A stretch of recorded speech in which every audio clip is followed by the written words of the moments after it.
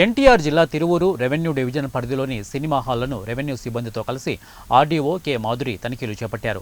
ప్రేక్షకులకు థియేటర్ యాజమాన్యం కల్పిస్తున్న సౌకర్యాలను పరిశీలించారు. తినుబండారాలు, అధిక ధరలు వాటి నాణ్యత ప్రమాణాలను అడిగి తెలుసుకున్నారు. మరుగుదొడ్ల శుభ్రత, సినిమా హాళ్లలో తీసుకోవాల్సిన జాగ్రత్తలను థియేటర్ యాజమాన్యాలకు సూచించారు.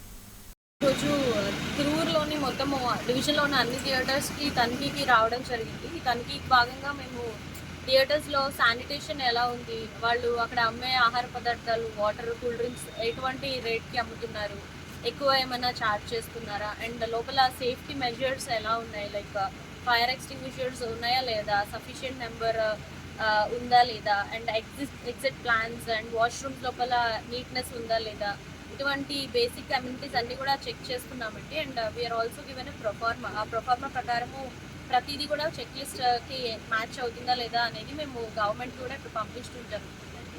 సో దీనిలో భాగంగా అన్ని మండలాల్లో కూడా వెరిఫై చేశారు. తిరుమూరులో కూడా ఈరోజు వెరిఫై చేయడం జరిగింది.